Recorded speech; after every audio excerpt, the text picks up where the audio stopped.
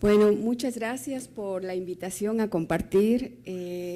Quiero decirles que es gratificante saber que están personas, actores de la sociedad civil, de las organizaciones, adultos mayores, están los que deben estar. Están la razón de ser de nuestro trabajo, de nuestra vocación. Eso es gratificante en estos escenarios, porque es importante no ver desde lejos las realidades, sino ver desde las realidades, inmersos en las realidades.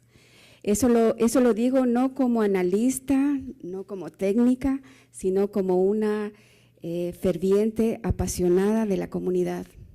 Mi experticia está en el trabajo comunitario más que en el trabajo técnico. Entonces les quiero compartir justamente la experiencia de Ecuador, que históricamente creo que ha dado pasos agigantados. En poco tiempo se ha trazado retos muy ambiciosos, pero retos que pueden ser realidad cuando hay voluntad política, cuando hay realmente la necesidad de ver una mirada diferente de lo social. Les hablaré un poco de el proceso de progresivo hacia la garantía de derechos de los adultos mayores. Más o menos este es un rostro del país, ¿no se ve claramente? ¿Se puede definir un poco más ahí? Ya. Este es un poco el rostro del país. Ahora somos 15 millones de habitantes aproximadamente. Tenemos un índice de desarrollo humano que se sitúa en el número 83 ahora, subió 6 puntos en el rating del índice de desarrollo humano. Hay una pobreza por ingresos del 28.6%, hay una inversión social bastante significativa que en el periodo 2007 al 2012 pasó de 5.4 a 11.7 respecto al PIB. Bueno, hay algunos datos que nos pueden dar cuenta de un país que realmente ha dado pasos importantes. ¿Ya? Entonces, la nueva visión de país es replantear el sistema de seguridad social en el marco de la solidaridad, en el que se combinen mecanismos contributivos y no contributivos. Esto significa de que nosotros enmarcamos la seguridad social dentro de la garantía de derechos. El Estado ecuatoriano aboga por dar a la sociedad el derecho a sentirse seguro, el derecho a sentir de que puede tener una vejez con dignidad. ¿Qué es el sistema de protección social? ¿Qué sistema de protección social se requiere? Que asegure un bienestar mínimo a la población más pobre en relación al acceso real a servicios básicos y transferencias monetarias en situación de riesgos y contingencias. Eso significa que es necesario actuar sobre los cambios de las demandas y de las necesidades de las personas, obviamente tomando en cuenta las dinámicas demográficas, epidemiológicas y tecnológicas cuando se requieren nuevos mecanismos de protección. Que promueva un esquema de atención prioritaria preventivo y de promoción, ¿no? Nosotros apuntamos a la atención prioritaria de los grupos más vulnerables en el sentido de promover la movilidad social más que de retribuir o transferir monetariamente la ayuda, ¿no? Esa es la coyuntura, el contexto coyuntural actual. Hay 3 parámetros que nos dicen cómo está el Ecuador. La reducción de la pobreza y la desigualdad. Ecuador redujo la pobreza entre el 2012 y 2013, la pobreza nacional en 1.65 puntos, la pobreza y la pobreza extrema rural en 4.23 y 3.1, el índice de Gini en 0.43 a 0.46. El bono demográfico aumentó la población activa, cambió obviamente el tamaño de los hogares, es más o menos el marco general que nos habían dado las anteriores presentaciones. hay una mayor participación laboral, hay una reducción de la fecundidad. Hay en definitiva un nuevo rol del Estado, un fortalecimiento que implica el fortalecimiento del aseguramiento no contributivo. El rol del Estado apunta a fortalecer el aseguramiento no contributivo, a universalizar los derechos de los servicios básicos, obviamente con un esquema de políticas contracíclicas de contención de los costos sociales. Los pilares del sistema de seguridad social es una redefinición prácticamente del modelo de protección social. El modelo de protección social apunta al ciclo de vida y a las necesidades especiales. También sobre uno de los pilares básicos que es la protección básica al consumo, ¿no? Esto en el sentido de que se necesita avisorar un mecanismos de previsión para garantizar una protección básica de consumo. Sobre esta gran política, esta gran visión, se asienta la necesidad de la movilidad social. La movilidad social como un recurso para superar la pobreza. La promoción justamente se la da a través del acompañamiento familiar, y el sentido de la inclusión social precisamente da lugar o conlleva a que la movilidad social sea un medio para garantizar derechos. Por lo tanto, el sistema de pensiones se enmarca, implica o se le enmarca en el sentido de que el sistema de pensiones no contributivas tiene como base la exigibilidad de derechos en cuanto a la necesidad de garantizar una vejez, la discapacidad y la sobrevivencia digna y segura. Los factores que impactan justamente en el sistema de pensiones no contributivos es el acelerado proceso de envejecimiento poblacional, la escasa cobertura de los sistemas contributivos, el integrar el sistema de incentivos que promueve el trabajo y el ahorro para asegurar a la población. Esos son justamente los factores que inciden sobre el sistema no contributivo. La situación en general del adulto mayor, de acuerdo a los datos del Instituto Ecuatoriano de Censos del 2012, presenta de que más o menos la población adulta mayor llega a 1.300.000, de las cuales el 9.3% de la población está asegurada. El 40% se encontraba bajo la línea de pobreza y el 42% no trabajaba, y mayoritariamente su nivel de educación era primario. Obviamente se experimenta una fase de transición demográfica precisamente dada por los cambios en tasas de natalidad, mortalidad e incremento de la esperanza de vida. Nacen menos y envejecen más. Aquí hay algunos datos como un patrón de desigualdad del Ecuador respecto a la población adulta mayor. Hay un 67% de la población de 60 a 64 años que siguen siendo parte de la fuerza laboral. Hay un 31% de personas de 75 años que siguen trabajando. Los ingresos por jubilación son más importantes conforme el avance de edad. El 53% de adultos mayores siguen contribuyendo para el desarrollo del hogar, en dinero, en servicios, en cuidado de niños, etc. Ahora, con respecto a las coberturas y brecha de los servicios y pensiones para adultos mayores, se puede detectar de que las personas adultas mayores en cuanto a cobertura alcanzan más o menos 15.163, más o menos hay una brecha de 78% de cobertura que falta por cubrir a personas adultas mayores. En cuanto a pensiones a la vejez, la cobertura es de 582.817. La brecha se ubica más o menos en el 41%. El proceso de transición.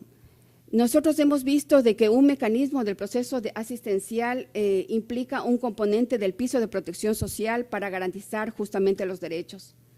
El mecanismo de pensiones dirigidas a adultos mayores se ejecuta en el Ecuador a través del sistema de aseguramiento no contributivo y pensiones.